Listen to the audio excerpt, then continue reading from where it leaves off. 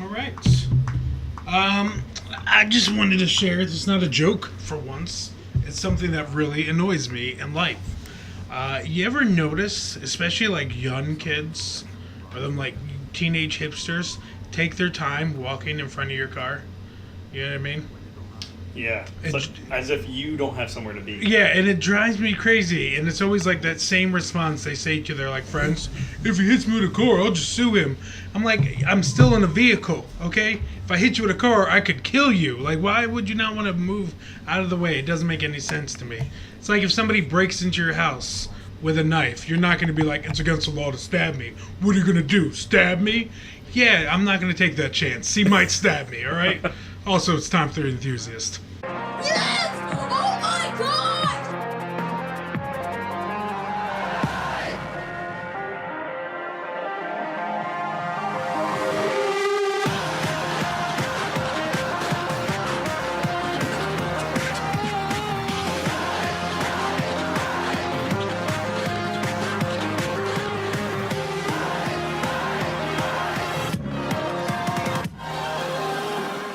I see what you did there. It is. Yeah. What is up, everybody? This is one of your hosts of The Enthusiasts, which is a nice, like a nice smooth drink. We go down real easy. We do. You know what I mean? That's what I'd compare us to. But anyway, my name is Jesse Nazario. I'm here with my best buddy and ultimate comb-over.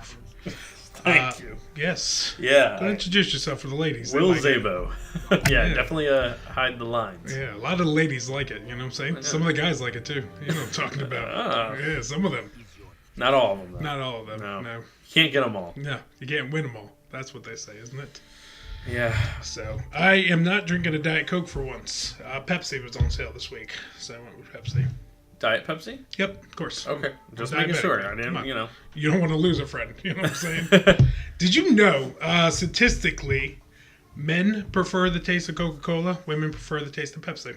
Really? Yes. Interesting. They think it's because Pepsi's always had a sweeter taste, and women like sweeter things, and Coke has always got the bitter, more acidy taste, and that's what men prefer, because we're tough, you know? Yeah, you know what's funny? We just got a free bottle of Pepsi because we went and ordered Chinese food. We did. We ate before we started the podcast. Yes. And the whole time I'm drinking the Pepsi, I'm like, this doesn't taste very good. Mm-mm. I just kind of kept drinking it because it's like, well, it's free and it's there.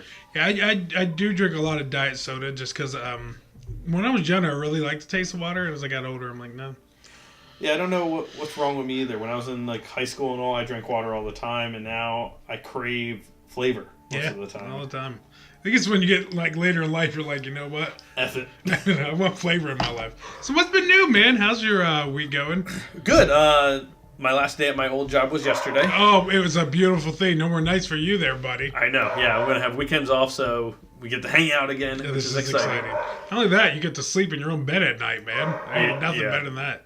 I work nights. It changes you into a different human being. It does. You hate people for sleeping. Like, you legit get mad at them. Yeah. I've been playing Uncharted, the Lost Legacy. You have too. You beat it. I finished it. I am on chapter. I didn't do the side quest, though. You did. Yeah, I have. So for every chapter so far, I believe I've gotten every single collectible. But we'll see. Obviously, when I beat it. I don't know how, I'm not going to ruin any of the ending. I don't know how the collectibles play in, if they do, to the story at all. Because it's not like in the middle of the story, like, oh, you missed this. So I'm curious. What all the collectibles I've ever done for Uncharted games, man, he is chatty today. Yes.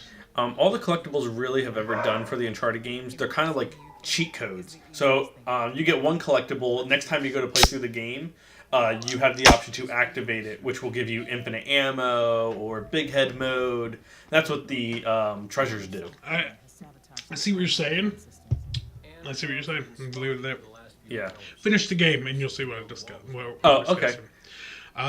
Overall, though, I'm not going to get too spoiler because you haven't seen it, but although the game had a rough start for me and I was like, by the end of it, I really enjoyed it, and I will say this is one of the better Uncharted villains. I really like this guy. Okay. Probably my favorite boss battle since Uncharted 2. You know what I mean? Because 3 was a letdown, and 4 was nothing but button, quick time events. You know what I'm saying? 4 was a lot of quick time events. I still really enjoyed 4, but I do agree with you. So this boss was actually really, really fun. You know what I mean? when I first started Uncharted, I was kind of like, it just felt familiar, you know what I mean? It was like, oh, it's more Uncharted. And I thought maybe I wasn't ready for more Uncharted, and then once you get into it, you're like, oh yeah, this is what I wanted. It gets really, just say delicious.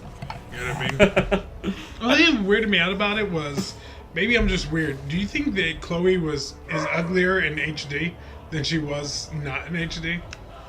Like, I compared, like, Chloe to 2 and 3, and I'm like, I thought she was pretty low video game girl, and now I'm like, no, doesn't do anything for me in HD. Really? I thought she was still pretty hot. Nah. Okay. Maybe I'm just getting old. Maybe. You know, I'm just like... maybe your racism's starting to show. Maybe, yes. I don't know. The English accents. I would definitely recommend, though, if anyone is interested in Uncharted and you kind of were, like, on the fence with this one, definitely pick it up. Especially for the reduced price, I think it's absolutely worth it. It literally feels like a full-fledged Uncharted game. And they put a lot of time into the story, I would say. Like, it doesn't feel like just a DLC story where, you know, not everything is that great all the time. But I really enjoy it. I agree. I agree. Another thing we've both been playing. Mario Rabbids.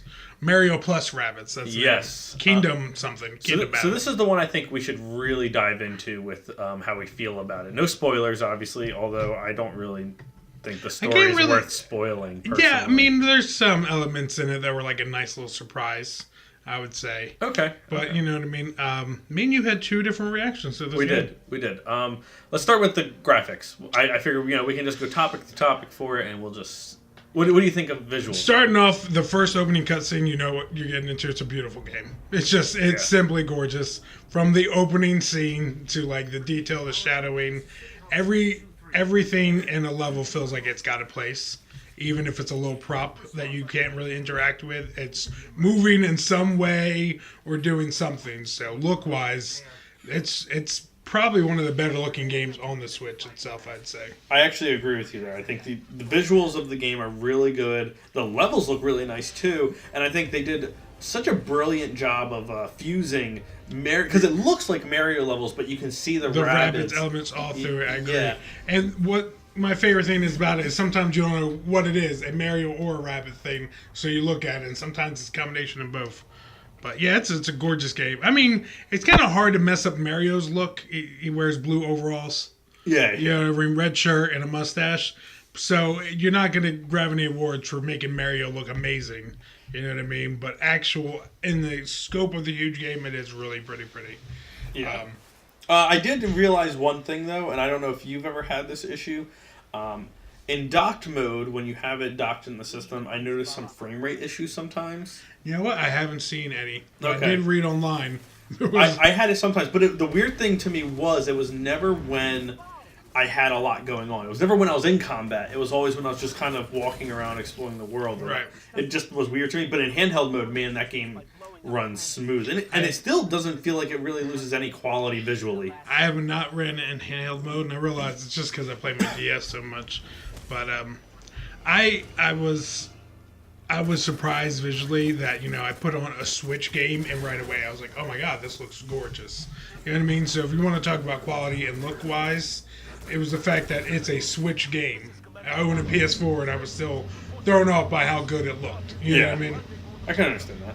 So, soundtrack. Let's get into like the sounds and the soundtrack. Overall, I like the music. I think I was just talking to my wife the other day, actually. The first night I was playing, I was like, I really dig the music. I like the mixes they threw in there. I feel like it's like every other Mario game, though. The music is... the music does feel way more Mario than Rabbids. Absolutely. Especially the sound effects, too. You know, you go into the Rabbid tunnels, pipes, I guess you would actually call them, and they still make the Mario pipe sounds. When you pick up coins, it makes the classic Mario coin pickup sound. It's weird to me how much this is supposed to be a crossbreed between these two franchises, and it's still really a Mario game. It still leans... I agree. It definitely leans more towards Mario. I think even... surprisingly, in the gameplay, there's more Mario elements in it than people would actually think. I agree with you completely. But that's another thing that threw me off about it was when they were talking about how the style of this game was. I thought it was going to be very far from Mario, and like you said, there is a lot of Mario elements sprinkled through the game. Yeah.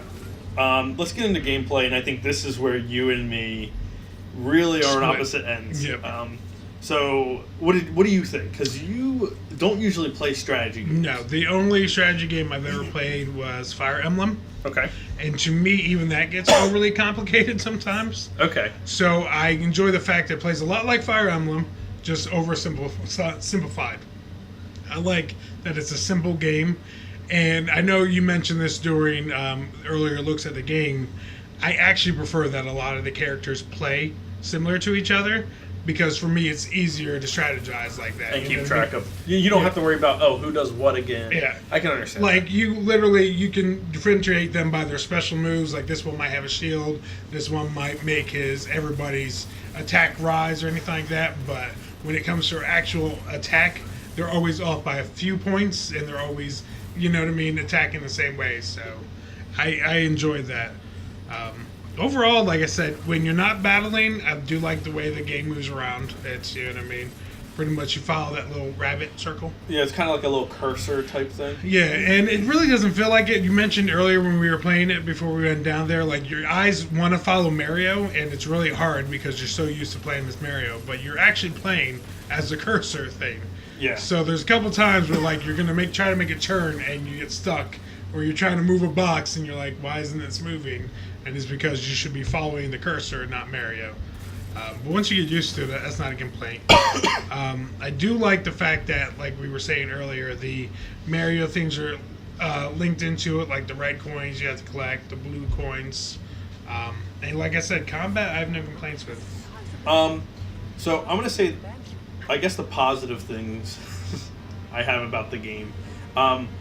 There is even in the combat, there is still Mario elements. A lot of it's about mobility and moving. And even if they wanted a game where you can't jump, you're using your teammates to bounce you places. Yep. And you get abilities like the double jump and things like that. Or the jump on multiple enemies from one turn. Yeah. Which really help you get across the map if you need for the like the ones where you have to get into the zone to end the level. Yeah. One of the issues I ran into was a character like Luigi. Luigi's a sniper. He has the longest range for his weapon, yet he has the best mobility options too. So it really kind of was conflicting to me because it's like I really wanted to keep him back, but he really was the one that you can get super far across the map in such a short period of time. And especially if you set up your team right, like if you have Mario going first a little bit, then you have your Rabbid character go a little further up, like have him bounce that one up. Then you can have Luigi bounce from Mario to the Rabbid, bounce off the Rabbid to the next person. That the one thing that, if you want to talk about complaints, one thing I did have a problem is Mario is in every game Mario is in. He's always that all-around character, and just like that one, that's exactly what he is in this game. He's the all-around character, and it's with a game like this where, like you said, you have different abilities. I would have liked to see Mario at least stand out differently, but he's average, like in every other game. That was the other problem I ran into too. So when you start the game, you just get Mario, Luigi Rabbid, and Peach Rabbid. Which Peach Rabbid made me so uncomfortable. Where's her pants? So weird. And Mario, one of his abilities is, I'm going to use XCOM terms, it's called Overwatch. It's where he basically, once it's the enemy's turn, the first enemy to make an action, he will shoot on their turn while they're moving. Right. Which I like that ability a lot. But then, and it made Mario kind of feel unique. Then you get Luigi, who also has that ability. Thing, and you're kind of like, alright, well, but Luigi has this vacuum thing that you can drive that can blow up. But then you realize, oh, Rabbid Peach has that too. It just became harder for me to really see the differences in the characters. Yeah. And I feel like since you have such a small group, you only have 3 at a time. Yeah. You want characters to have multiple abilities that you can transfer over, but I can see what you mean by none of them really stand out. But like I said, I personally prefer that. You know what I mean? I agree. It was easy for me to substitute out Peach Rabbit with Luigi. And then when the minute I got Mario Rabbit, I unlocked him, it was easy for me to substitute him out with somebody else. And you know what I mean? I was literally doing it based off of their stats versus their actual moves. You know what I mean? Like, this one can take more damage, or you know what I mean? See, it's funny because the first character I dropped was Luigi Rabbit. And when I was watching you play earlier, your party is Mario Rabbit, Mario, and Luigi Rabbit. Yep. Mine is Luigi, Mario, and Peach Rabbit because Peach Rabbit has the heal, and I was like, I really like that idea that like if I need to re-heal my characters, I can, because once your characters are down in this, there is no getting them back up. In XCOM, if a character goes down, there is a chance for you to revive them if you have a character with the ability to revive. Right. So I thought it was a little odd that they didn't add that to this. I also found myself sometimes using characters as bait because it wasn't like XCOM where once a character dies in XCOM, they're dead for good. Right. So sometimes I would think about it and I'm like, well, at the end of this round, the character will come back to life with full health. Let me just put, because Peach Rabbit has the bubble, I would just put Peach Rabbit out in the open, bubble her up, and just watch enemies walk out to try to kill her. And it's like, all right, now you're no longer in the cover that you were in. You're closer to me. I can now do my slides and bigger combos to really knock them down. I just would have liked maybe more characters in the game, or maybe what they could have done was make the Rabbids more expendable. Because I understand you don't want the Mario characters because, you know, they're more iconic, but there are so many Rabbids in the game, you know what I mean? You really could have made, instead of just Peach Rabbit and stuff like that, you could have made Donkey Kong Rabbit could have been an option for us to get on a team. Right. You know, have more Rabbids, and once the Rabbids die, you know, they go back to your home area and you can, I don't know, maybe pay coins to get them, or some other way of bringing them back. That isn't probably the only complaint I really have about the game. It's such a small roster you can unlock.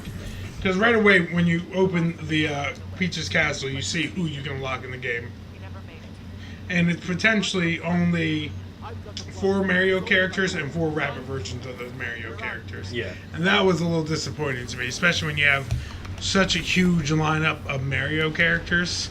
That I felt like you could have done so many more different You could have done Donkey Kong. You could have even let the Mario, because they're not fused with them. No. Because in the story mode, basically there's a rabbit that's kind of fusing the rabbits with things.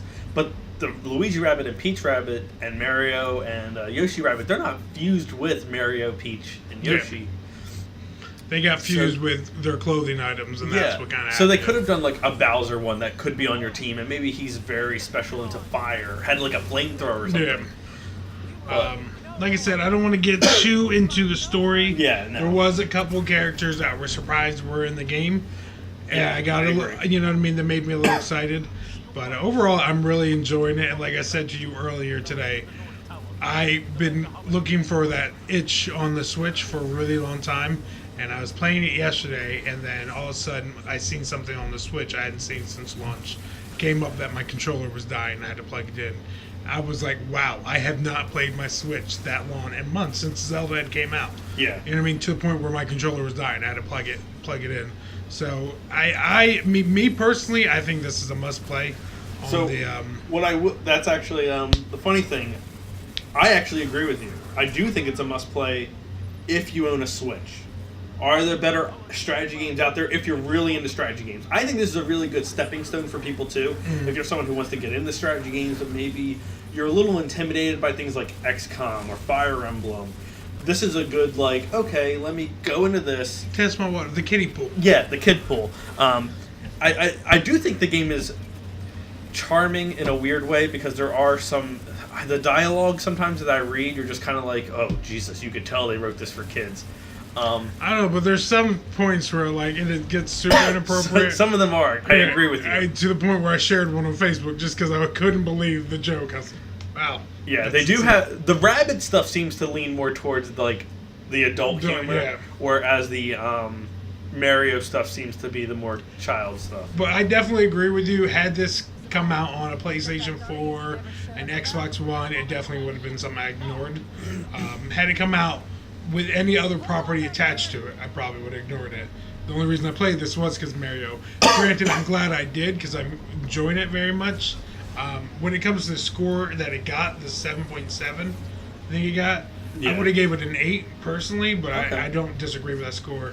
I also don't think it's a bad score. It's not. A lot of people actually are attacking the scores it's been getting, and I think a lot of people will just have this thing that if it's not a 9, it's not good. Yeah. I mean, me personally, I probably would have gave it a little lower. I would have given it a 7.5, but that's still a good score. You know what I mean? Like, I do like the game. I do sometimes find myself while I'm in combat thinking of things like, man, I wish this character I wish they would have taken more advantage of the Mario aspects of the characters. Like, Luigi has a vacuum. It would have been cool to see him have the vacuum as a weapon where you can pull enemies out of cover. Or Mario, who uses fireballs a lot. It would have been nice to see him have like an ability where he does that. Okay. I just feel like they didn't really think out of the box when it came to like the Mario characters and what they could do. And the Rabbids characters, they're pretty much blank slates. You know, they don't have abilities. You could have done anything with them, and it just kind of feels a little dull sometimes when I look and I'm like, oh, you do the same thing as this guy and this guy. But I still recommend the game if you have a Switch. Hey, like I said, if This you have definitely a is a Switch, is must it play. something you should buy a Switch for? No. Yeah. I still, like I said, the only system seller on that system right now to me is still Zelda. And even that, I not, you Like know. $300. Yeah, exactly. I mean, I agree with you. Out of all the games that are still on the Switch, Zelda is probably still the best. Even though I didn't like it, I understand why people do like it.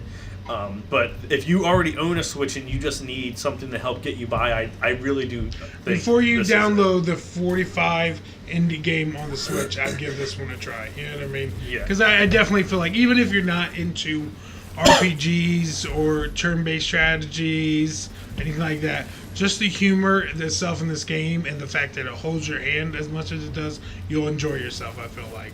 Oh, you know what? I did have one more complaint about the game.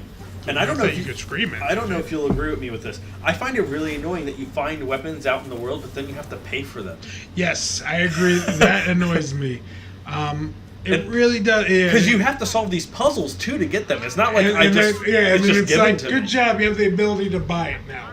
I'm like, Yeah. I got that enough on Earth. You know what I mean? Like the ones you get at the end of a boss battle, I can understand Yeah. that. But the ones I'm out in the world and I find in a chest, it kind of feels like a slap to the face. Especially since it is just different variations of the ones you get at the end of the boss battle. Like, usually they have the same hit points, same average sights, but like this one will stick you to the ground or this one bounces you. Yeah.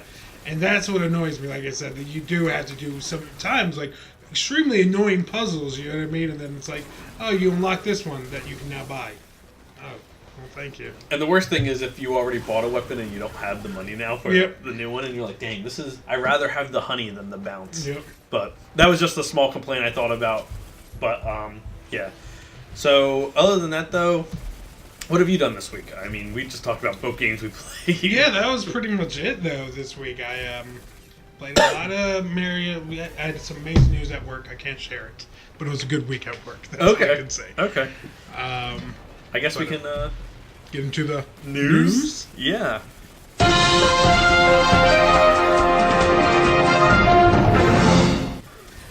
So we got our first look at Wasp for Ant-Man. Ooh. And if there's one thing we love here, it's women in tight clothing. Is that it? Because I'm going to disagree with you. I didn't like it. I actually didn't either. Good. Okay. Good. I didn't. I don't know what your complaints are. I think it looks so CW. You know what I mean? It looked very plain. Yes, like, and this is not a shot to the DC TV universe at all. But at the end of the day, there is a budget restraint on those shows. So I can understand that Flash's head looks ginormous. I can understand Arrow looks like he's in a motorcycle outfit. What I can't excuse is Marvel. Marvel! For having like such a low quality suit, it looks like, you know? Now, the only thing I could think of as an excuse, and this is, this is just me speculating, a lot of her costume might be CGI. Okay. You know what I mean? I'm not saying it is, because obviously she has to get her wings. She doesn't have any wings.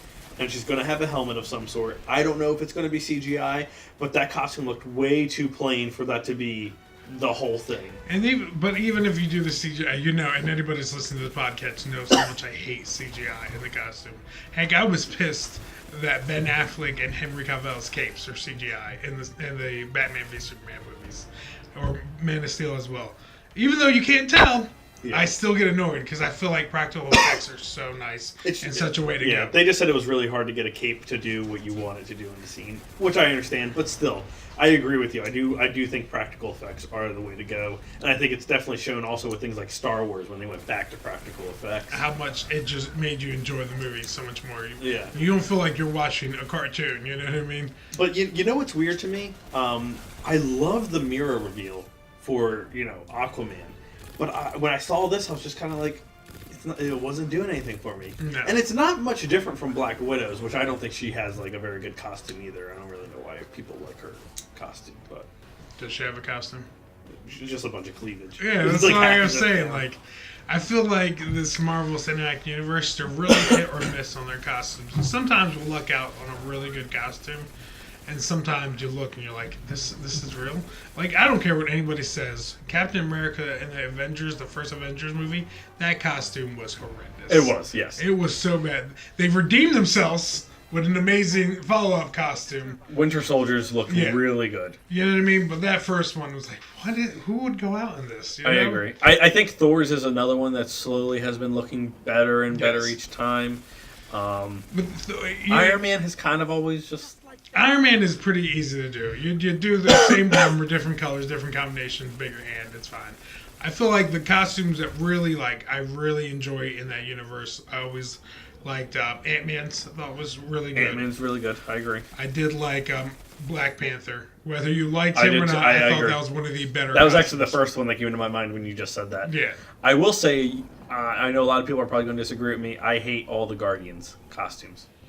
I can agree with that actually. You know why? I just want them to have that unification costume that they have in the comics. In the first movie, I feel like you can get away with, Yeah. no, but the second one, it's like, come on, you guys have been a team for how long now? The first movie, I excused it because, they were just meeting up. They weren't really a team yet. But now, once we got into the second movie, I was kind of disappointed that they didn't really just have an outfit for all of them. I agree. But, that's just the way the Either cookie way, crumbles. man, Marvel, what's going on with the Wasp? I feel like I've never liked that actress. I forget her name. Oh, I didn't really like her either. She plays Kate in Lost. I didn't like her when I found out she was cast as the Wasp. I was like, eh. So I feel like that's my bias. You know what She I didn't mean? really win me over in Ant-Man either. But she wasn't horrible Yeah, either. and she also didn't have very much screen time. Yeah. Like she did have her parts, but I wouldn't say It's was too much. like, I don't want to get to the point like my wife hates Lawrence Fishburne. okay. Hates him with a passion. To the point where no matter how amazing he is in the movie, she hates it. So I want to get that way with her. So I'm trying to give her the benefit of the doubt and say maybe she'll be a good Wasp. But the costume, I'm like, and she didn't do anything for me in the first movie. So we'll see. What that franchise has got going for it anyway is Paul Rudd. Like, he's perfect casting. I agree. You know what I mean? Even in Avengers and stuff like that. Yeah. But speaking of casting, WB is actually reportedly plans to use producer Martin Spacey to lure Leonardo DiCaprio to play a lead role in the Joker origin movie. It says that they would like DiCaprio or another high-profile actor to play the Joker as a gritty crime boss. Before I get into the other part of this news, what do we think about that? First off, do we think Leonardo DiCaprio fits the part? Okay. If you asked me 10 years ago, I would have said yes. Okay. If you asked me 5 years ago, I would have said yes. Asked me maybe 2 years ago, I would have said yes. Now, no. I don't see it. I don't want to. And I don't like it. Why? Because I feel like we've gotten that Joker already, and we need to go a different direction now. And I feel like Jared Leto was the direction we could have went. You know what I mean? Yeah. Now, well, that's the other part of this news. I'll just say it now so that we can just, dive in and talk about everything. Sorry, I made you dive in. No, you're head fine. first. And he can't even swim. Jared Leto was not informed of the origin movie, so he had no idea that the project was even happening. He was left confused and upset, thinking that another character was going to would reprise the role other than him. He actually really likes the Joker, and he's a little upset. Well, I mean, about that. like you said, you haven't even gotten your chance to show what you can do. And the weird thing, though, is that Jared Leto is still slated to reprise the role in both Suicide Squad 2 and a Joker Harley Quinn spin-off movie. Right. Now, here's my theory. I actually think this is something Warner Brothers is kind of setting out there as a way to get attention. And here's why. I don't think they could... there's no way they could do an origin story with an older actor and then have Jared Leto be the end result. Because Right. it's still going to have to be the same Joker is where it ends. You know what I mean? I think they're looking at Leo to maybe play Black Mass or another mob-type character to lead into what happens to Jared Leto's character that becomes the Joker. Right. I think we're going to be led to believe that, okay, Leonardo DiCaprio, maybe he's Black Mask, doesn't have the mask on through most of the movie, puts the black mask on, we're like, wait a minute, he's Black Mask. And then you see Jared Leto's character, who's always had, like, the red hood on. And it kind of just, like, throws you off type of thing. I can see that. Or it could be Warner Brothers is just being stupid and really wants to do 2 different universes on screen. You know what I mean? hoping that that's not the case. I was talking to my wife about it in the car because this is the only one who hears me complain about these nerdy things. But I feel like it's already, you asked a lot of DC fans to say, hey, this TV universe and this movie universe are 2 separate things. Yes. That's already a lot. If you add another thing on top of that, you give up. You know what I mean? Like, people are going to be way too confused. Do you think maybe they're trying to make the Infinite Crisis a movie? But I think... Even so, here's what, like I said, annoys me. A couple years ago, Leo DiCaprio. DiCaprio. Yes. Yeah, you're a jerk. Yeah, no, I didn't mean to say that. I actually like him. He's a great actor. I would have said would have been the perfect Joker. I really do. But now, like I said, when you already had Jared Leto set up in this universe, you know what I mean? And a lot of people hated him, a lot of people liked him, and a lot of people were like, I didn't see enough. Yeah. You know what I mean? You don't give up on your actor that quickly. You know what I mean? It's not, and I'll be the first to tell you, I'm not a huge Jared Leto fan. Is he talented? Yes, 100%. But as a human being, like, I could care less. You know what I mean? It's not an actor I can say I really like. Yeah, I can't say he's someone that, like, I would go see a movie just for because him. Exactly. But what I will say about him is what I saw in Suicide Squad got me intrigued. You know what I mean? So why not follow through that? Because that's what you did. A lot of people after that movie were talking about the Joker, whether it was they didn't see enough of him or they didn't like that direction, but they were still talking about him. And that's something important. And like, if I didn't hear anything talks about doing a Lex Luthor movie and recasting that, and everybody hated Jesse Eisenberg as Lex Luthor. Yeah. Except for me, apparently. I didn't think he was a bad Lex. I think he was just a different universe Lex than what people are used to. Yeah. But anyway, I do agree with you. I don't think Jared Leto was given a fair shot yet. No. If they are thinking about recasting. It really annoys me too that all this Joker talk we're getting is origin movies or Suicide Squad 2 or Harley Quinn. I don't think anybody, I mean, me personally, like... I just want him in Batman. Thank you, that's it, you know what I mean? I understand that Joker has gotten way too popular and people like him as a character for the wrong reasons, because at the end of the day, if you actually read the comics, you would know Joker is not a nice guy. He's not a good human being. You know what I mean? This is the same character that, shot, Barbara Gordon in front of Commissioner Gordon to prove a point. Like, not a good character. And I want to see that, you know what I mean? And he's crazy. He cut his own face off. Yeah. You know what I mean? Like, one of the best scenes in Suicide Squad is when he kidnaps that guy's wife to get in and, like, shows, like, hey, I'll kill your wife in 20 seconds. You let me in here. Like, that's the Joker I want to see. You know what I mean? And show me that. Show me him opposite of Batman. I could care less about all these other things. I understand you introduced him in Suicide Squad because that was the only proper way to tell Harley Quinn's story. All right? After that, now I want to see him go face-to-face with Batman. You know what I mean? I think that's what everyone wants. Well, especially when you have these actors like Ben Affleck and Jared Leto. Like, who wouldn't want to see them go face-to-face against each other? Well, Harley Quinn's another character that I feel like just got too big for no reason. Like, so many people are walking around saying they love Harley. I'm like, she wasn't even in the comics originally. Like, her debut was in the animated series. Yeah, and she does that. She is an interesting character. She has a great backstory. But you are absolutely right. I watched a YouTuber say it beautifully. It's like DC keeps portraying the Joker as the fun, cool uncle that sneaks you a beer. You know what I mean? It's like, stop doing that. He's not. So I just want to see him do something disgusting in the movies where they can't come back for it. And one of the things that annoyed me in Suicide Squad is, they showed a little bit of Joker's manipulation and like how evil he is, but it did make it look like a love story between him and Harley Quinn. Yeah. And me personally, reading the comic books, I always felt like Harley Quinn was in love with Joker. The Joker didn't really care. Yeah. The thing, I always saw Harley in the comics as something Joker saw as expendable. Like, he was like, you know what, I don't need you. Really, you're here to be my bait if I need to get out. Yeah.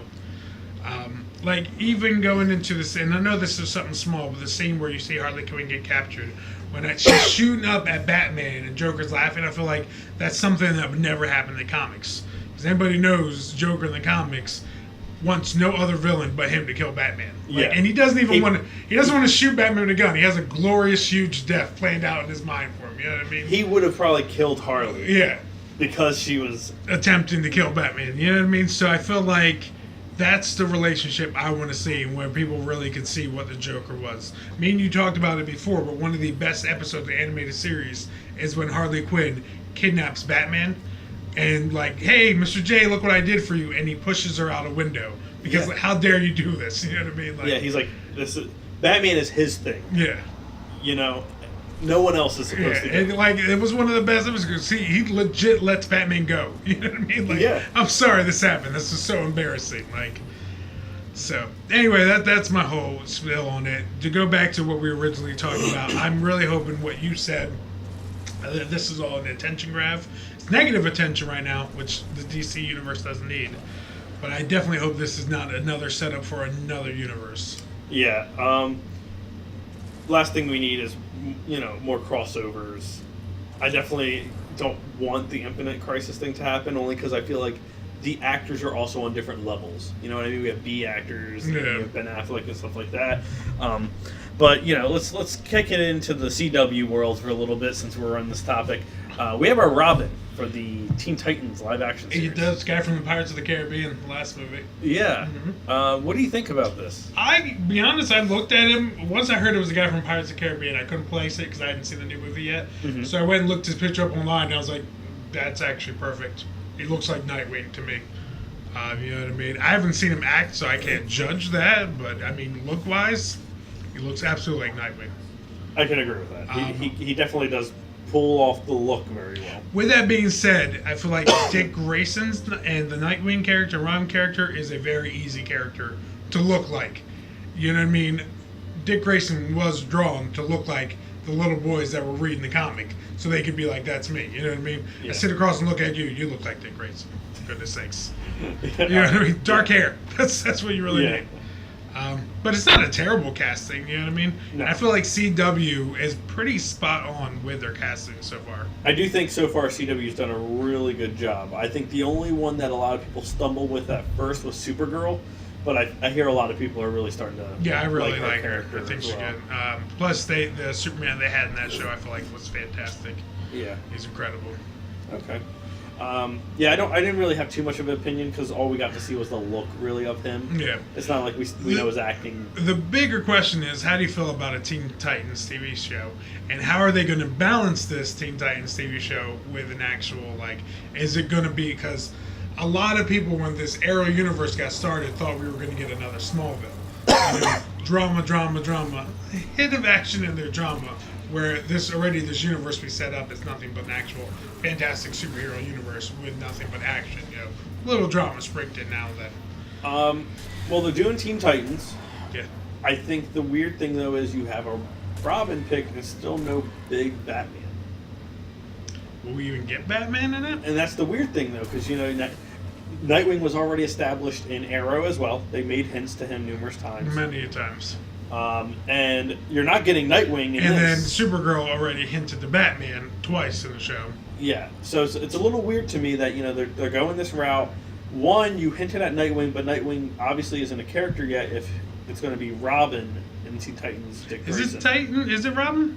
They did say Robin. Now I don't know if it could be the editors maybe they don't know the difference between the characters, so they just kind of put Robin in there as a just something because we do know that Nightwing was part of the Teen Titans as well for a period of time. He does sometimes come back to help the Titans. Yeah, he's the on and off leader. They did announce that he will be the leader of the team in this show. Yeah. Which is, to me is once again you're in that thin line.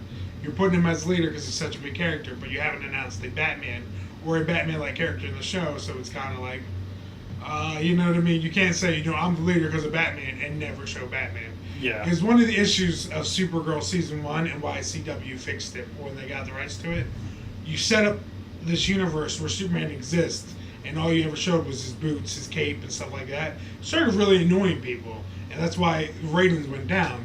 So it was smart for CW Season 2 to be like, this is what our Superman looks like, this is his universe, and he's been established for a long time. You know what I mean? And it made that universe feel more alive. You know what I mean? Yeah.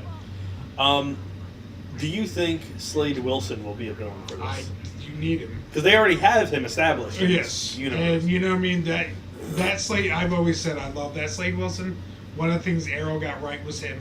I do agree. He's perfect as Slade Wilson. He's got the look.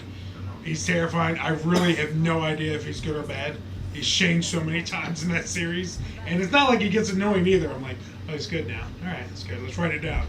So I feel like if you don't use him, that would be stupid. Like, why wouldn't you use him? I agree. And he's the Teen Titan villain, you know what I mean? Like the big one. Yeah, it's one of the best things about the Teen Titans is... I personally kind of feel like that was always like a slap to the face, though, of Slade, that he kind of loses the kids. But that's I actually always liked that about the Teen Titans was... you think you're reading this teen comic with their teen drama, but they were going against such a supervillain like that. And majority of times, like you said, he did lose, but a lot of the times he would beat the Titans and just say, you know, I'm not paid right now to kill you, so I'm going to let you live. That's true. You know what I mean? It was the thing. And the rivalry between him and Robin, and he's had a rivalry with literally every Robin. Yeah. That's what made it sweat. To even the original Teen Titans TV show, you know what I mean? What do they call him? Slade? Yeah, Slade. You know what I mean? Even that show, which was geared more to kids, was an amazing show because of that dynamic. It definitely got dark, too, towards Absolutely. the end. Absolutely. You think we're going to get Red X? Well, that'd be amazing. I hope they bring a live-action Red X in. So who do you think is going to be part of this team? They said Starfire? I do think they're going to do Beast Boy. Who are they? So they announced Starfire and one more other character. I can't remember besides Robin. I thought they only did Starfire and Robin. It might have been just Starfire. Yeah. I don't think they're going to do Cyborg. Well, I think they're, it'd be as much as I would like to, I think what they're going to do is the new Teen Titans, kind of, and it's going to be Starfire, Robin, Beast Boy, and the Bee Girl. Is her name Bumblebee? I forget her name. Might be Bumblebee, yeah. Yeah. No Raven, huh? Oh, and Raven. Raven was announced. I'm sorry. Was it Raven? You're Okay. right. Raven was announced, yeah. And a Raven. I find that a little odd. I feel like you kind of need another tech person in there, personally. See, that was the thing I was thinking. Like, to me, it's hard to do Cyborg or anything like that. It's hard to do a tech character because you already have so many tech characters in this Arrow universe. You know what I mean? You got Cisco, you got the Atom, you got pretty much everybody, or Martin Short on Heroes of Tomorrow. You know what I mean? Like, you got a lot of tech characters already. Which I'm surprised they haven't changed Atom yet into like what he becomes in the comics, where he becomes like the living Atom. I think it's just because they have Brandon Routh, and he's such a good-looking guy. They're like, you know, well, let's not ruin that face. Good point. Okay. I even like looking at him. You know what I'm saying? There it is. Let's get into some video game news. Your video game news. We've already talked about enough comic book TV shows. I talk comics all day, brother. Oh, I know. So we saw a new character was revealed for Shadow of War. His name is Warhog Voice. This character actually is in memory of Michael David Warhog. And he was the executive producer on the Shadow of Mordor. He passed away to, what was it, brain cancer? Yes, brain cancer. Yeah. I thought, the only reason why I wanted to make this news was because I love when games do this. I agree. You know what I mean? You know, World of Warcraft did it when Robin Williams died. They put Genie in the game. Yeah. Him and his Genie. I just think it's like such a nice thing. It really is, and it makes you almost feel like, you know, immortally they'll be living on through that. You know, I agree 100%. Yeah. I was actually glad you put it in the news because I feel like you said, I wish more games would do that. And just overall, I really wish more people would understand what it takes to develop a game. You know what I mean? Where, you know, these people should be honored. You know what I mean? Not even after they pass, but before. You know, like, not every game does what I feel like Pokemon did and other games where you could actually meet the people that made the game during the game. I always somehow appreciate that. Yeah. But I thought it was cool that they added this character. They did a badass trailer for him. Apparently the music that was playing was some of the music he personally signed on for Shadow of Mordor, but it didn't have lyrics. Like that was the band that did the actual soundtrack for Mordor, and they got them to come back in. Which I thought was really cool. And his character looked really badass. He was just slaying orcs left and right. And his weapon is an axe, but a guitar. I don't know if you noticed that. No, I didn't actually notice that. Yeah, apparently they were. I read a little article on him. He was like a Seahawks fan, but they were saying one of the big things he was into was music, and he was in a band and stuff. So like, that's why they made his weapon a guitar as well. I was like, oh, that's really cool. It is really neat. But yeah, I just wanted to throw that in there for that. It wasn't anything we really had to touch on too much. I mean, I feel like we both showed a lot of interest in this game coming out. You know what I mean? We both talked its praises of the first one. You know what I mean? So I'm sure once Shadow Mordor comes out, we'll both review it and say, you know, how we feel about this game in the first place. Yeah. Next up is something I'm pretty sure you're excited for, and I'm actually excited for as well. Really? We just got a 3-pack amiibo reveal for Shovel Knight. I don't know if I can be excited for Amiibos anymore, man. It's not like I can get them when they come out. You know what I'm saying? Say, I do understand that frustration. I am excited, though. I think they look really good. They do. I mean? They are really nice. And I feel like the later Amiibos, not the first set, they were awful looking. Yeah. But the later ones, especially more coming out, they look amazing. They really do. The Amiibos have gotten better as each one has come Absolutely. out. I really liked... so the 3 you're getting in this 3-pack is Plague Knight, Spectre, and King Knight. It should be coming out around the same time as the final DLC for the game with King Knight. I thought this was really cool, and what it will add is some bonus items and challenge mode maps. Right. Which, you know, it's weird to me that people aren't complaining about this, but there was a lot of people up in arms about the Metroid stuff. Right. But, you know, whatever people... Well, people are going to claim. People are going to figure out something. I feel like it's because Shovel Knight isn't as big right now. Absolutely. You know what I mean? And I feel like those people that do play Shovel Knight already bought like 3 DLCs for it. You know what I mean? Like even me, who's the king of I hate DLC, has all the DLCs for Shovel Knight. You know what I'm saying? I love Shovel Knight, but I have not bought Spectre Knight, and I might pick it up before King Knight comes out to play through it. I feel like they're... Although challenging games, they're very rewarding and they're really fun. So, you know what I mean? It reminds me a lot of the old Mega Man.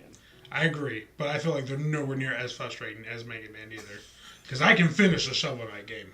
Mega Man, I can cry. I can cry tears of sorrow. Okay? Mega Man was my favorite.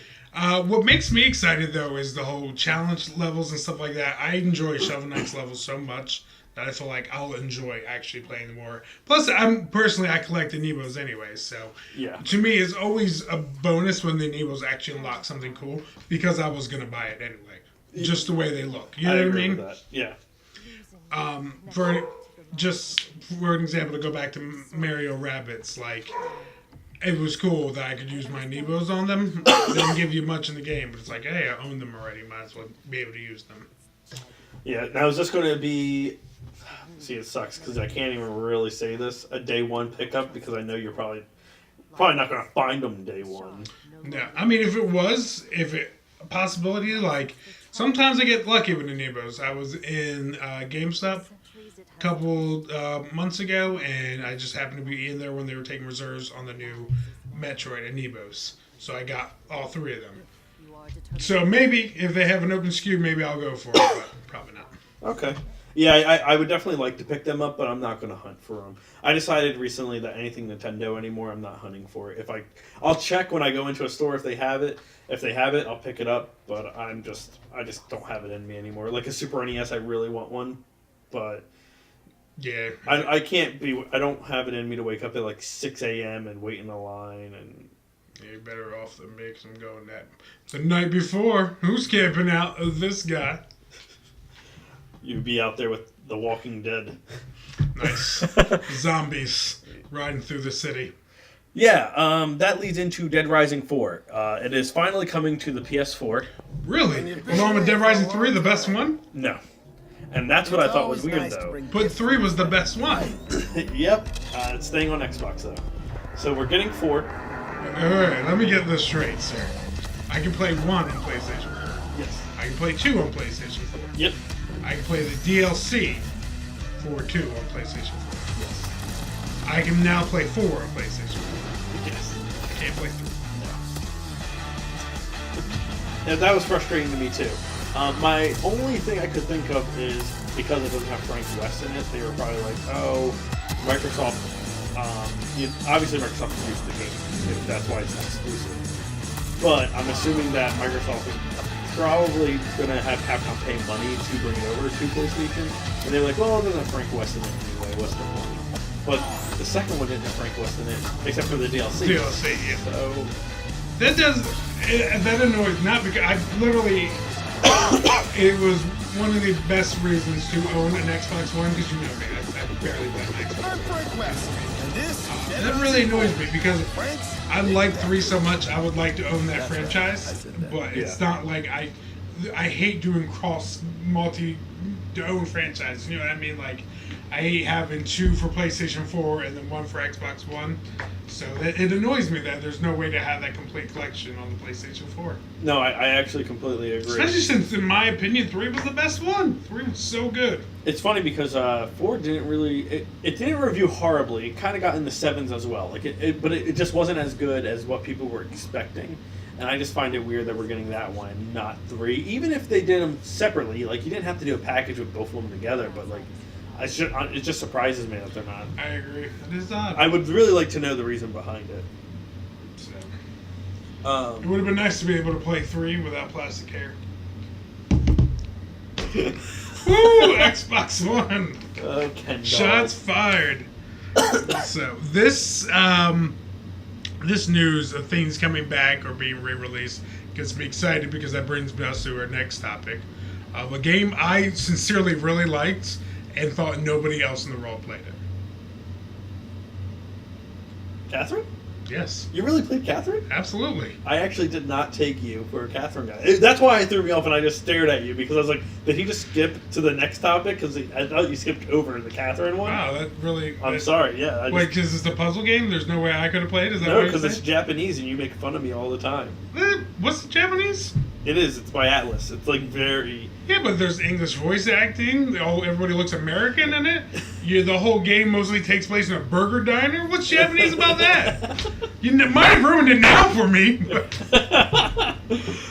First off, I love JRPGs, so I feel like that was a shot at me for no reason. I'm sorry. You're right. Number 2, I really did enjoy this game. Matter of fact, I remember the demo came out for it, and I downloaded the demo, and I was like really into this demo, so I went and picked up the game. And I really enjoyed that game. It's so funny, though, because it's a game about cheating. Yes. Like, it's so weird that, like... It really is. And, like, the puzzles in it, like, you remember the one with the baby in the clock chasing you up? So terrifying. Like, there's rarely, like, I enjoy a game like that. Because normally I don't like the antsiness of, like, oh, I'm running out of time. But that was one I actually enjoyed. And to me, it was always hilarious with the pillow and the little, like, heart underwear climbing up. Yep. Like, I always thought and it was you had, hilarious. like, the goat horns and Yes. stuff.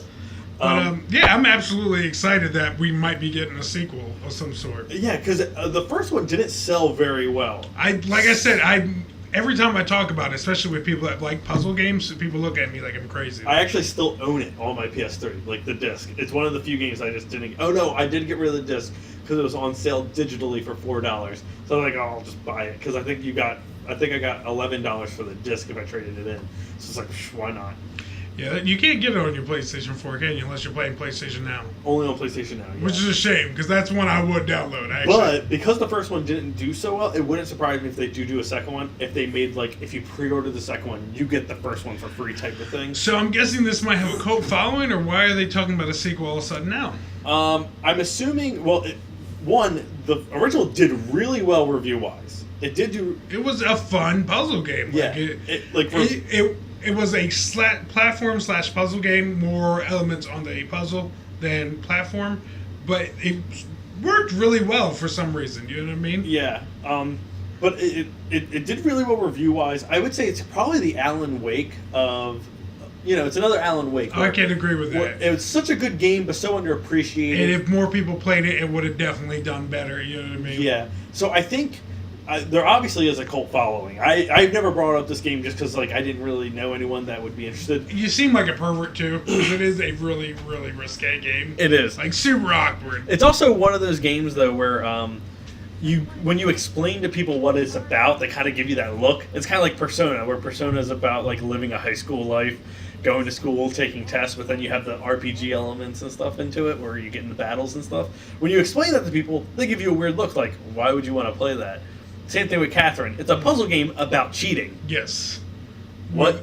With your girlfriend's name is Catherine, and the girl you're cheating with is the same name. Except one was with a C, Yes. the other's with a K. Okay, yep. Yeah.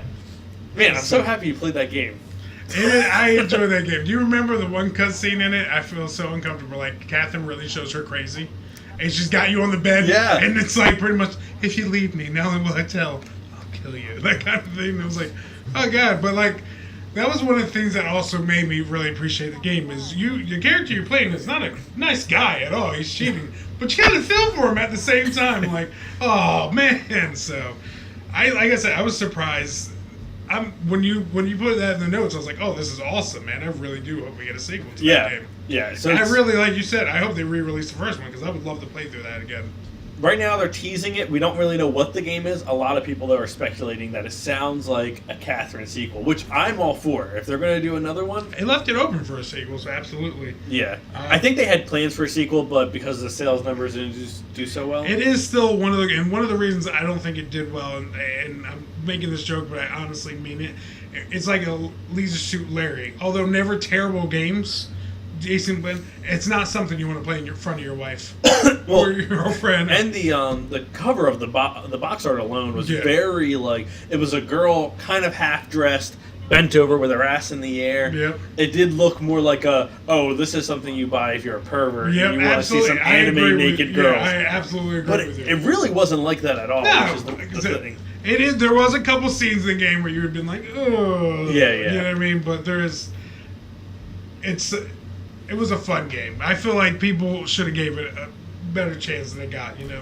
I completely agree. I would say if they do re-release the first one, check it out. Or if you have any way of replaying the first one on like the PS3 or 360, I think it was also on PC. Not entirely sure.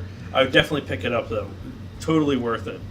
Nintendo, they revealed 17 indie games for the Switch. I know. That's why I made that reference to indie earlier from Nintendo. Oh, okay.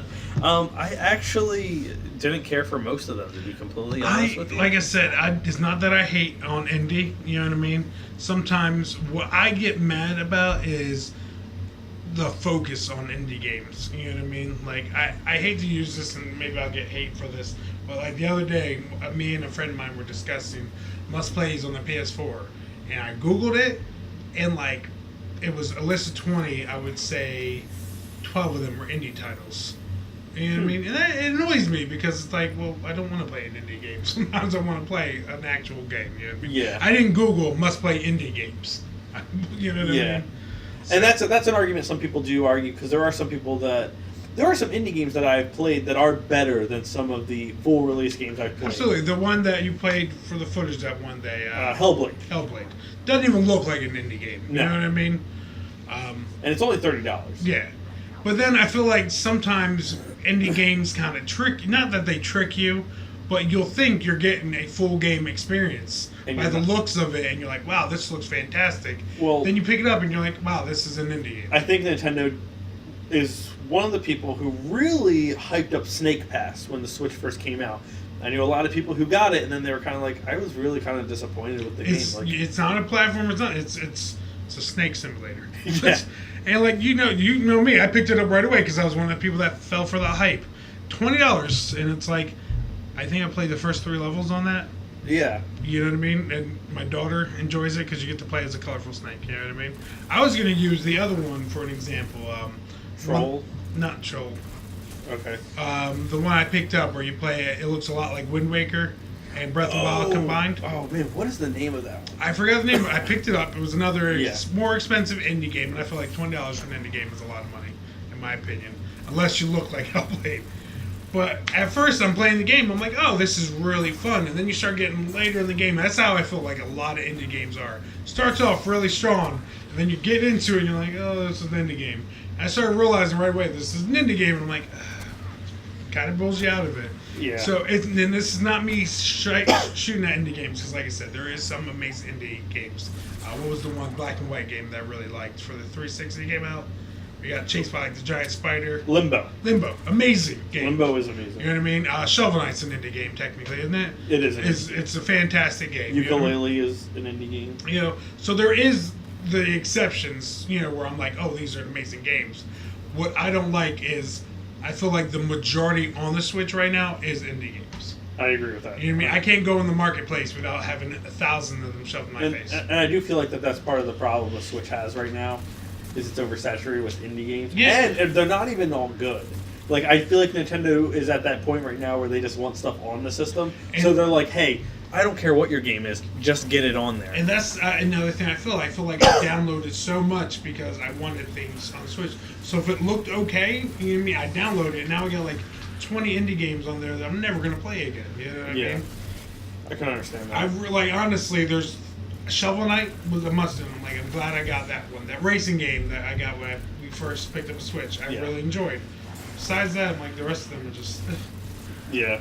Oh, and I like the Genie Girl game I got. I forgot the name of it. Oh, Half Genie Hero. There it is. Shanti. That is fun. Yeah, I have that on the PS4. I do like that as well. Yeah, I like you. Oh, thanks. That's what I do. They did show No More Heroes, though. Oh, yeah. The new one. I actually didn't like the trailer. Really? And here's my only reason why. It's not because I didn't like the trailer itself. Everything looked... I had the same problem with it that I have with Microsoft and their hair. It all looked plastic. The clothing was too shiny. It just looked... It looked weird. Yeah, but that was No More Heroes. I wasn't expecting... The first two No were More cel-shaded. Heroes... They were shell-shaded, you're right. But it was a lot more darker and gritty. This literally looked like it was shiny. Like, the guy's face was shiny. His skin, the jacket, like, everything just... But it was early, I think, too. You know what I mean? I'm gonna hope that was it. I'm just saying the trailer kind of... I didn't visually... I wasn't expecting much because there wasn't a huge jump from the first one to the second one. And even when they ported it over to the PS3, like, the games all looked pretty much the same. Yeah. Like, they're shell-shaded, they're violent games that look like, you know what I mean? I really hope for this one they drop that gimmick of the motion controls. I can't see them not dropping it. Yeah. Like, it's only coming out on the Switch, if I'm not mistaken, right? Yeah, but the Switch does have the... I agree with it, but I feel like it's going to give you the options like every I hope game so. on the Switch did. And plus, like I said, when I got ported over to the PS3, they dropped the motion controls for it. So. Well, we've been tricked by buying some indie games. Let's talk about a game that people thought was going to sell really well, but really the sales haven't been that great on it. Well, yeah, what game was that, huh? Monster Hunter Double Cross for the Switch. Ooh, when did that come out? It only came out in Japan. I wonder why it didn't sell. But usually the Monster Hunter games sell amazingly in Japan. Mm-hmm. This time, though, it didn't. Not that it sold bad, but it just wasn't what they're used to. I think I know why. It's 3 words. Monster Hunter World. That actually is my speculation as well. I think a lot of people saw how beautiful and how different World looks compared to what we've been getting. Because honestly, Monster Hunter, in my opinion, has looked the same since the PS2. Absolutely. It has not improved at all. Like, even the one I picked up for the Wii U.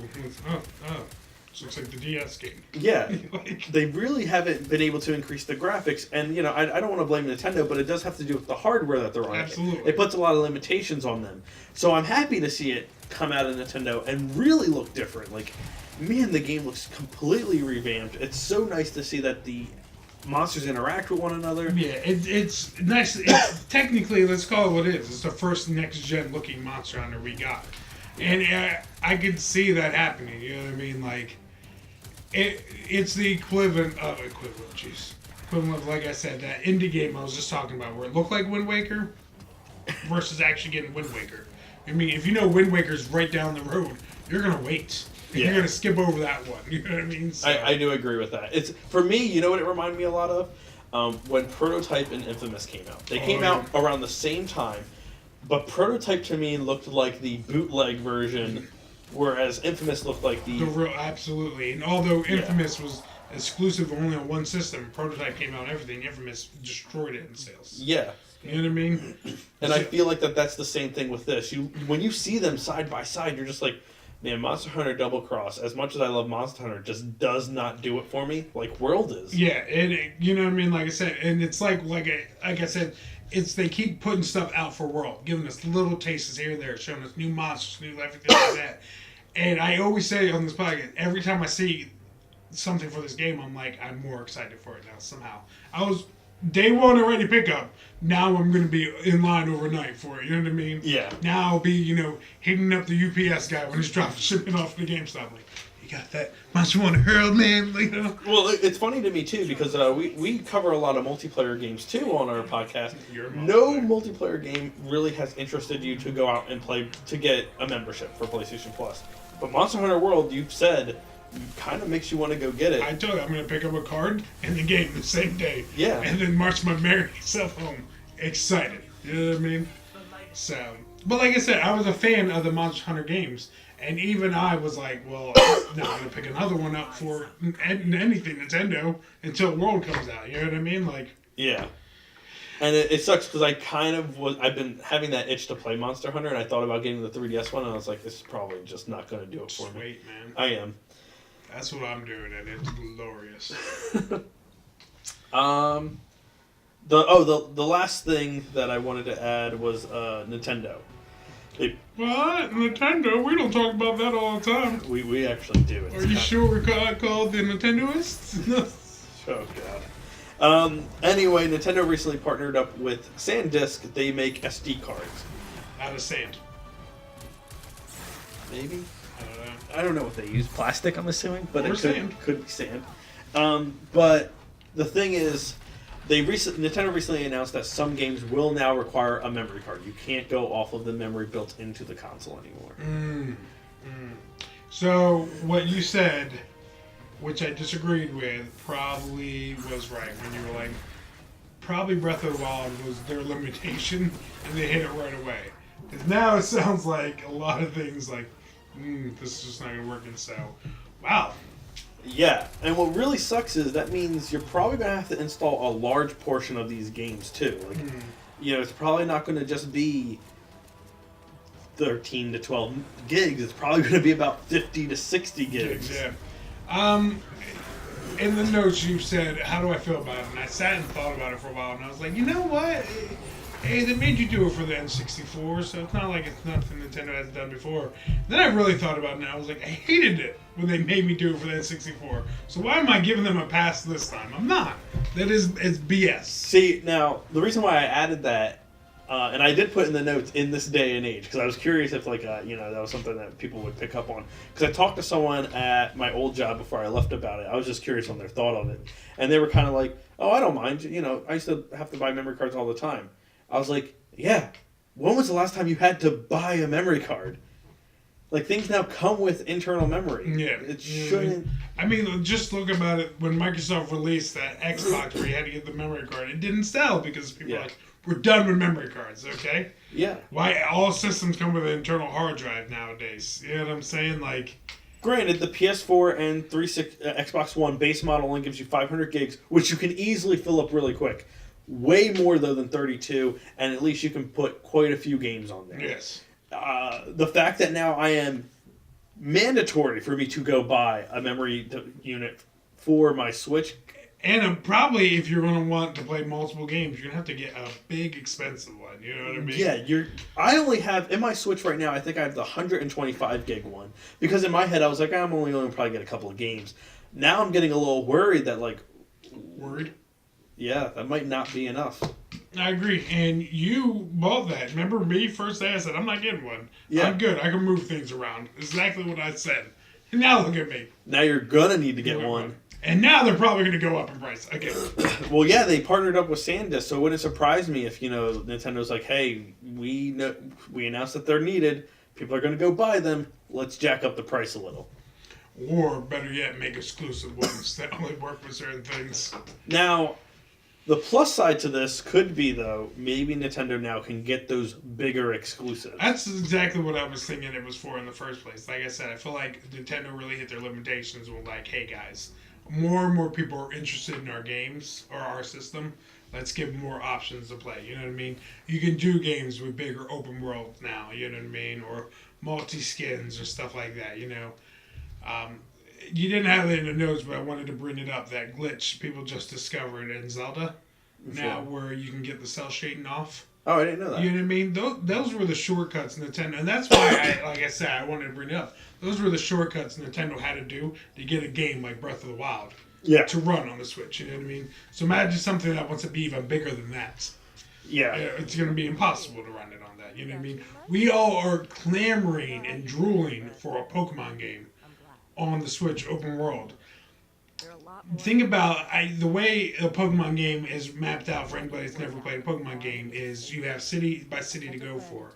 Literally, in order to fit this game on, a cartridge and everything like that, cities literally have no borders. Everything is in their life in that game. So imagine that on a broader scale. It would be almost impossible to do with the limitations on the Switch. I agree. You know what I mean? And the problem, the only thing that I'm worried about, though, is that we're getting this announcement that they need to have the memory card, and we still don't get those games. That's where I think it's going to be some bad news for Nintendo. I mean, a lot of people seem to still not really care. I don't know how people don't care about Nintendo not getting those third-party titles. I mean, hey, if you're happy, then you're happy. But hey, you know what, Clemens? I feel like this announcement needs to come with, we're getting this. Yes. We're getting Wolfenstein 2. Is it going to look as good as the PS4 and Xbox One version? No. But you're going to get to play it. It will be the full game. Yeah. We're getting Evil Within 2. All these other titles. Resident Evil 7. You know what I'm saying? Even if it doesn't look as good, you need them on your console. And, yeah, I agree with you. Like I said, to me, when this comes like a big major announcement, you know what I mean? The first time a game is going to be extra price because it comes with its own memory card that you have to get with it, that better be a huge game. You know what I mean? It better not be Animal Crossing. I agree. As much as I love Animal Crossing, you know what I mean? Yeah. I better get something big with it. I'm actually curious if Xenoblade 2 might be a game that requires it, because I heard that's massive. Yeah, it does. And it looks gorgeous, too. It does. Man. I can't see that running without frame rate issues. All this stuff going on, like on the screen and all that. A lot of people that have played at events have said they've never had a frame rate problem. I'm curious, though, what memory is in there and what's going on. If it's like a guy behind the ball With on a bike. We need more power. Okay. 2 guys on a bike now. Yeah. There was one more thing, actually. I'm sorry. There's one more thing I didn't even put on the notes. Yeah, you didn't. Are you throwing this at me now? Yeah. Is this a test? I was going to talk to you about it upstairs. I forgot all about it until right now.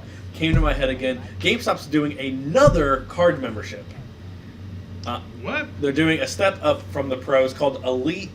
It's supposed to start on September 13th. They've already started it in some areas to see how it's doing. It is failing miserably.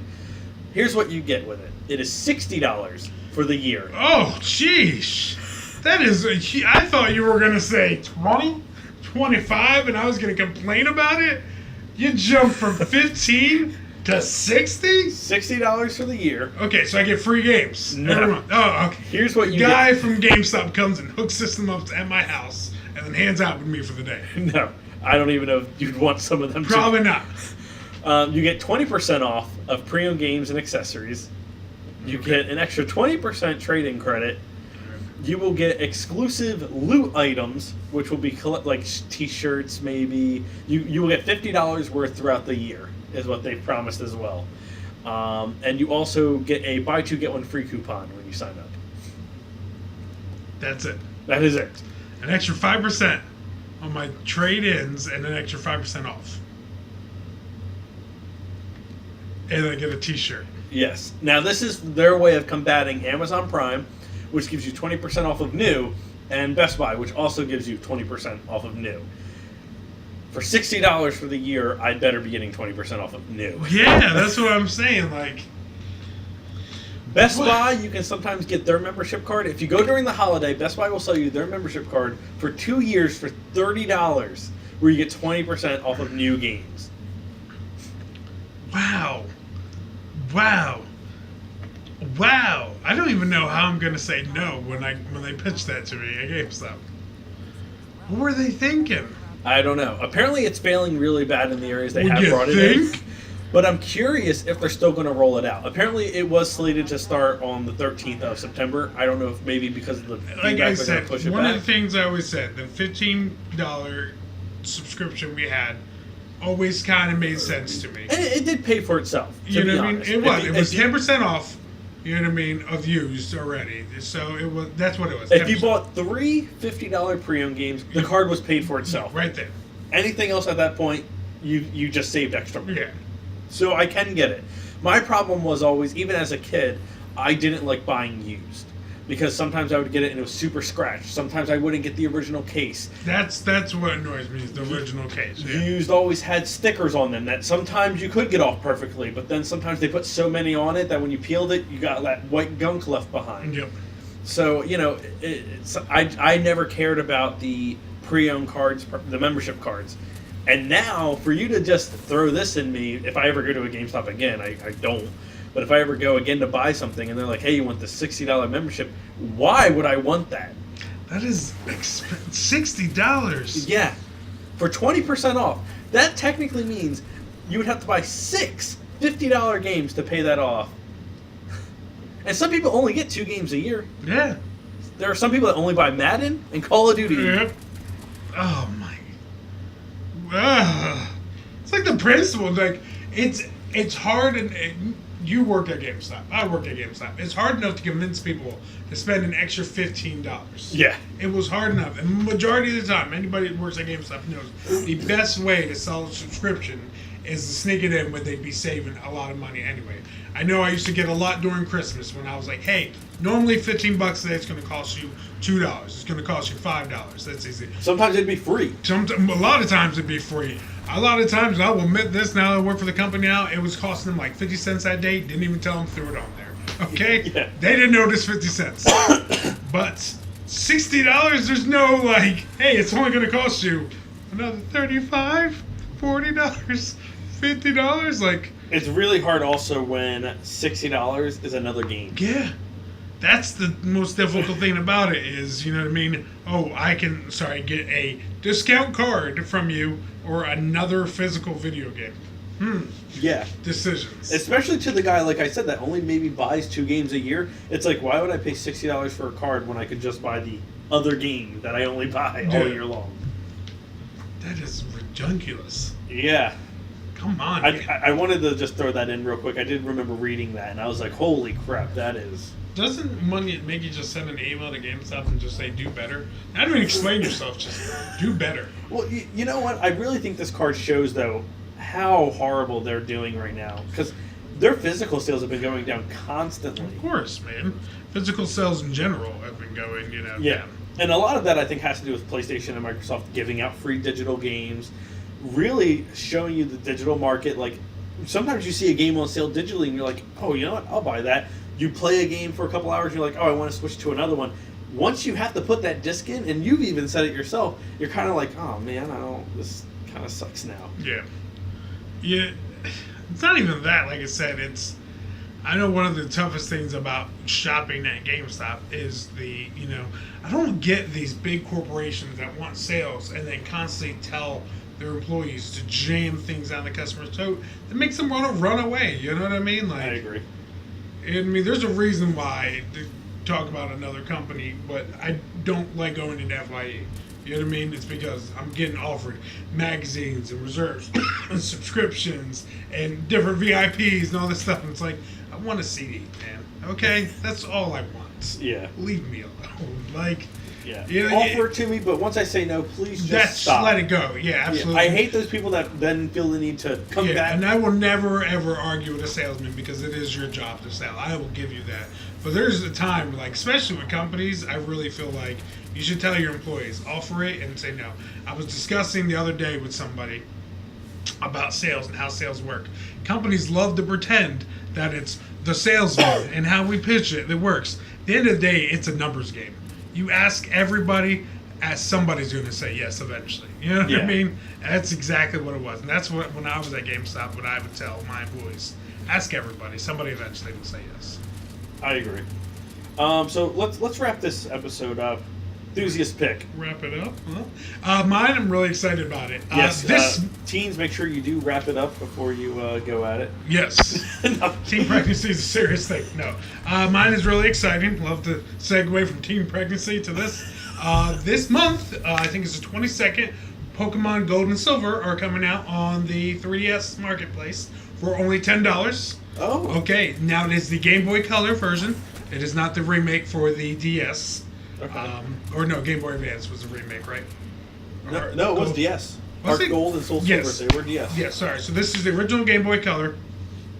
For anybody who doesn't know me, Pokemon Gold was my favorite Pokemon game. I actually would agree with you that game was the best one. Not Gold. For me, it was Silver. Yeah, because you're a hipster. But that generation. Yeah, no, I Gold and Silver were amazing. I preferred Gold. You'll always be my rival. That's why you like Silver. But to me, the best Pokemon crew. It was so cool because after you finish the Johto League, you could go back and do the. Help me out here, buddy. Kanto region. Yeah, thank it was you. Kanto. And it was just Koto. Thank you. Yeah. And it was, I mean, you got your hours worth. And to me, somebody like me, who was like, after I finished the Johto region, I was like, I'm done. I'm good. And got to pick it up a year later. I was like, I'm going to do a whole another region. And it's only $10. Yeah. So I'm really excited about it. I think it comes out the 22nd. I'm downloading it. Now, do you know if they're going to also release Crystal? Because they did release Yellow when they did Red and Blue. Are they doing all 3 versions for this one as well? I don't know. Okay. So far they said Gold and Silver. That's it. Okay. I was just curious because I remember Crystal came out. And I thought that was interesting when that one came out as a kid. So I know, and I also want to point out, a lot of people I know didn't pick up the re-release for Red, Blue, and Yellow when they came out because everybody thought they were going to release Fire Red and Leaf Green. Hasn't happened yet, and it's been over a year and a half, I think. Yeah. So my advice: get Gold. I and Silver. I do think they are probably going to get to that point eventually, but I think they're going in order. So I think the next one will be the original Ruby and Sapphire, and go from there. Then Diamond and Pearl. Yeah, I'm actually surprised it took this long for them to start putting Pokemon games up on the marketplace. I'm not going to complain though because it's been nice going through playing these games. I'm currently playing Red right now. Got like 26 hours into it. Whew. Ridiculous. I had over 40 in Sun, so you know what I mean. Like, Okay.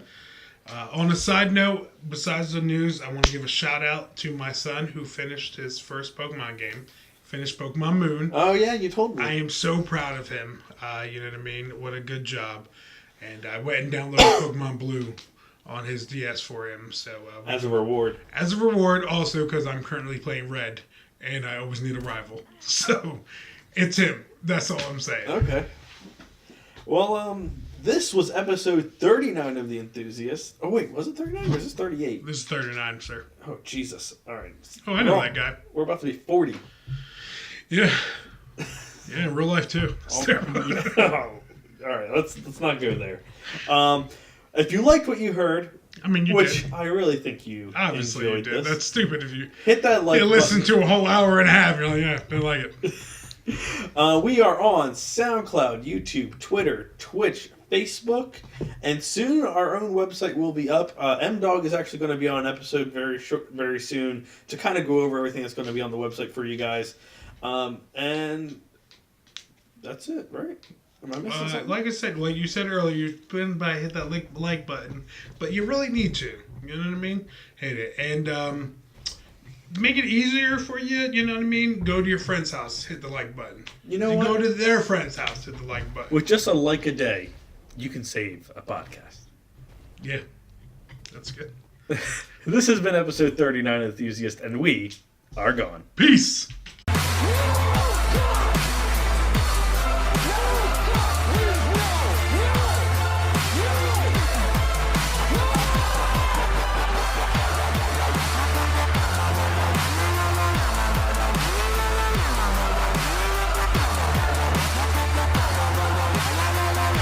Yes, good. Now you're getting it.